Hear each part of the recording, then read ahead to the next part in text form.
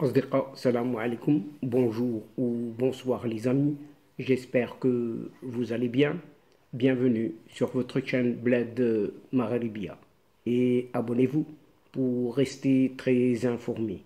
Pour ma part, je suis heureux de vous retrouver une nouvelle fois à travers cette nouvelle séquence. Mesdames et messieurs, chers amis, cette vidéo revient sur cette Algérie de ces vieux capots, bien évidemment, qui tient cette fois-ci de nouveau, encore une fois, le Maroc pour responsable de la détérioration de ses relations avec la France, et pas moins que ça.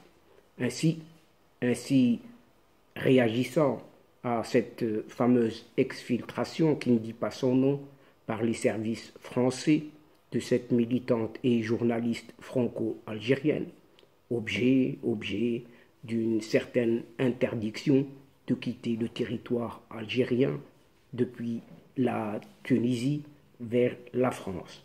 Alger en a profité tout de suite pour accuser le Maroc d'être coupable et surtout d'être derrière la détérioration de ses relations avec Paris. Et aussitôt, cette opposante algérienne exfiltrée par le consulat de France en Tunisie, aussitôt, l'Algérie a répliqué comme un boomerang, avec violence, contre sa petite wilaya tunisienne.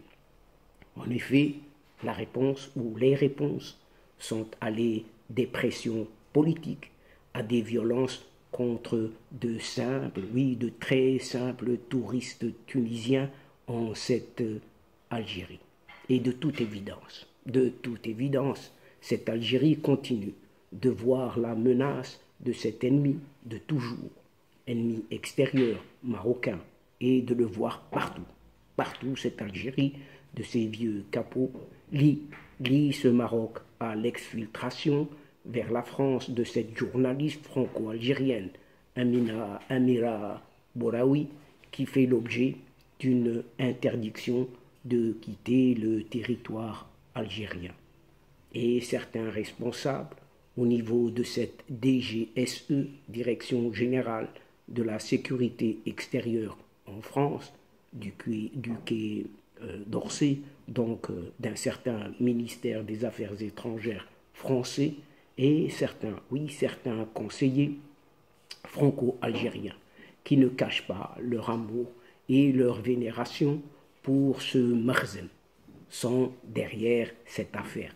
Écrit l'APS, bien évidemment, cette agence Algérie Presse Service, dans un article complètement à charge contre le Maroc, protestant même contre l'exfiltration clandestine et illégale, entre parenthèses ou entre guillemets, vers la France de la militante et journaliste Amira Boraoui via la Tunisie, ce soi-disant président algérien, un certain Até, a rappelé illico presto, mercredi 8 février dernier, Saïd Moussi, son ambassadeur en France, pour consultation. Et on verra la suite, ce qu'il en sera. Et jeudi 9 février 2023, le patron des services de renseignement algériens, cette fois-ci, un certain Menna Djebbar, a annulé sa rencontre avec son homologue français Bernard Émier, patron de cette DGSE, qui devait avoir lieu à Paris. Désormais, des incertitudes planent autour de cette visite d'État tant annoncée que devait effectuer ce pseudo-président athée en mai prochain en France. Et patatras, et on verra ce qu'il en sera.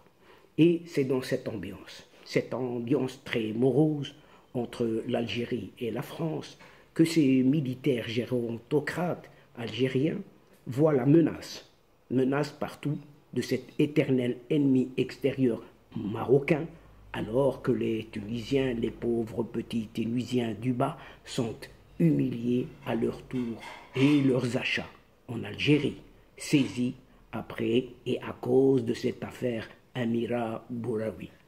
Il n'a pas fallu attendre très longtemps pour voir le résultat d'un pouvoir trop important exercé par cette Algérie sur cette Tunisie qui est devenue finalement sa petite wilaya, oui, sa petite province, exfiltrée vers la France depuis la Tunisie. La franco-algérienne Amira Bouraoui a causé à cette dernière Tunisie bien des ennuis sans qu'elle ne le veuille, bien sûr. Et le président, ou plutôt ce Wali, ce petit Wali algéro-tunisien, un certain Kais Saïd, et aussi à ces moments de loisirs, c'est aussi un certain Kadhafi Light qui a été obligé de limoger son ministre des Affaires étrangères pour calmer ses courroux d'Alger, même si cela n'a pas été suffisant, puisque des Tunisiens ont été maltraités en Algérie à cause de cette affaire, suite à des directives venues d'en haut, si ce n'est de très haut de la pyramide algérienne. Des renseignements tunisiens en voyage, des enseignants tunisiens en voyage en Algérie ont à leur tour, à leur retour, dénoncé dans la presse une certaine humiliation qu'ils ont subie en cette Algérie par des officiers de la gendarmerie. Et voici quelques témoignages. Nous avons fait une tournée en Algérie entre Constantine, Béjaïa et Alger. En rentrant, et suite à un incident diplomatique survenu entre les deux pays, à El-Qala, on a voulu nous rabaisser, racontent ces enseignants tunisiens.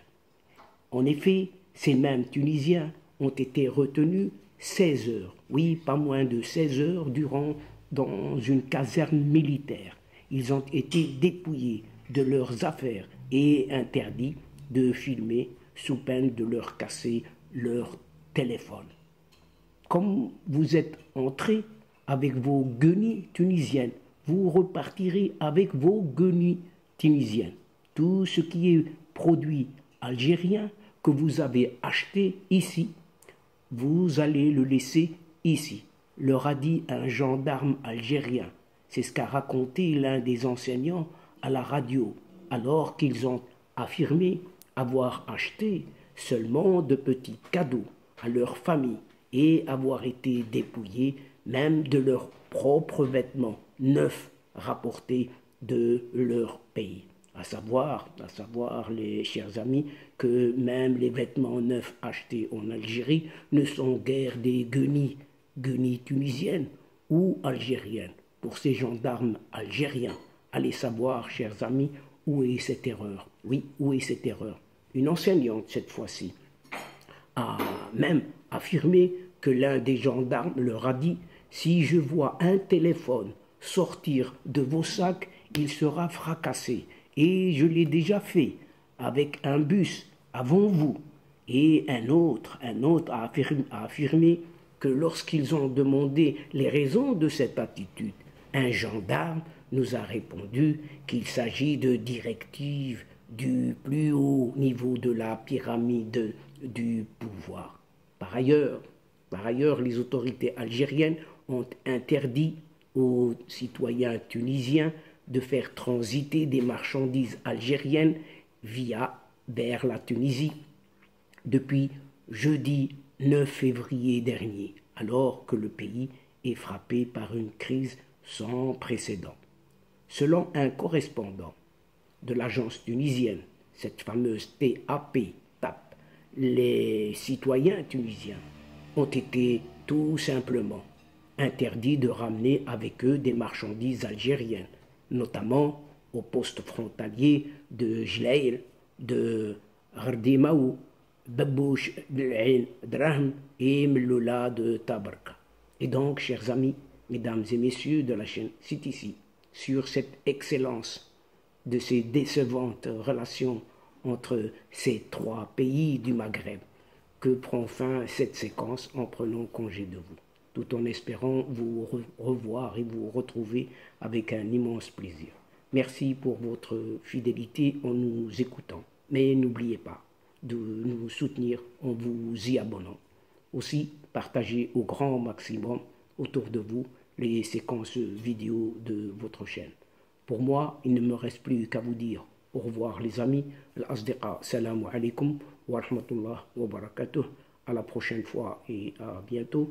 إلى اللقاء في حصة أخرى إن شاء الله. مع السلامة.